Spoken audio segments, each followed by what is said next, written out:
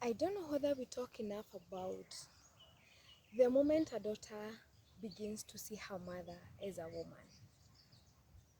As children, we often see our parents as permanent fixtures of the world. They seem to have all the answers, they always know what to do, they almost feel untouchable. And I don't think children do this because they think their parents will live forever. I feel like they do it because their parents have always been there. And so they feel as constant as walls of a home, or maybe a road that leads home, or maybe a morning sunlight that always returns. But there comes a quiet moment in many daughters' lives when they stop seeing their mothers as invincible. And it's not because they stop admiring them, but maybe they are grown enough and life gently places them in a season their mother once walked through. Or maybe, like in my case, illness comes in and it interrupts both of your lives.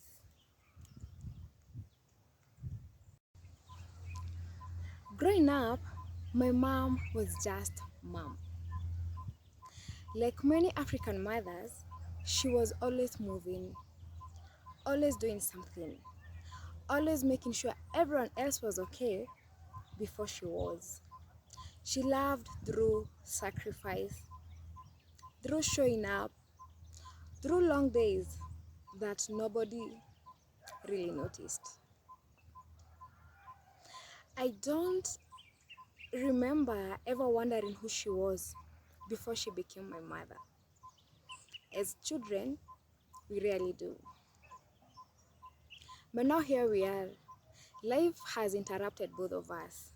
She's forced to slow down. And because life slowed her down, I too slowed down.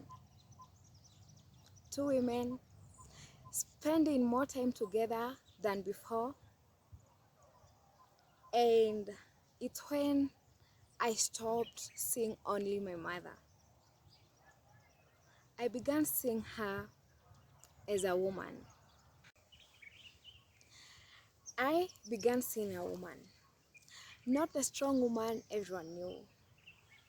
And it's not even the woman who had answers. Now, it was seeing her as another human being. A human being who deserved love and to be cared for. And because for the first time we had time, we sat together more. We talked more. There were afternoons when sometimes we had everything to say. And others, we just sat there in silence. And I began getting curious of the woman sitting across from me. I don't think I understood what was happening. I mean, I was only 19. The language has come years later after sitting with grief and reflecting on those days. At 19, I only thought we were spending more time together. Like I didn't understand what was happening. I thought we were just spending more time together. But now I realize that I was not just caring for my mom. I was beginning to know her.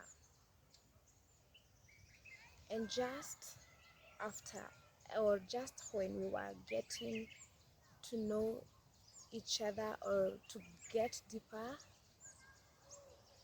she left. And now I sit with those moments, I sit with those memories, and I find myself wondering and asking questions my 19-year-old self didn't have language for. Like, what kind of a young woman were you when you were my age? How was dating for you? What did you dream about? when you met the man who would become my dad?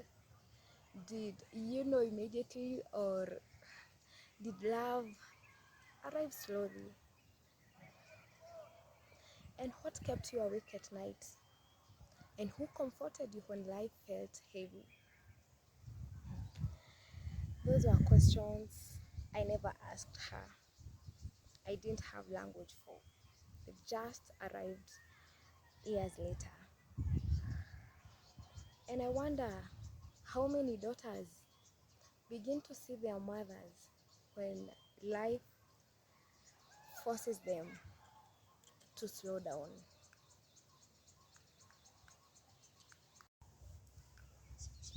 And I wonder how many conversations we finally begin when time is quietly running out. But I'm beginning to see something, or I'm learning something unexpectedly, that the people we love don't stop teaching us when they are gone. Because we spend years discovering them, and sometimes we spend years discovering ourselves. And somewhere along the way, I've come to realize those were not two different journeys.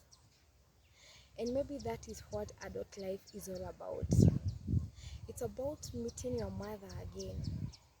This time, not physically, but through your own becoming. Until the very next time, I'm glad if you reached to this part of this video. Until the very next time, my name is Nungari Esther. Bye bye.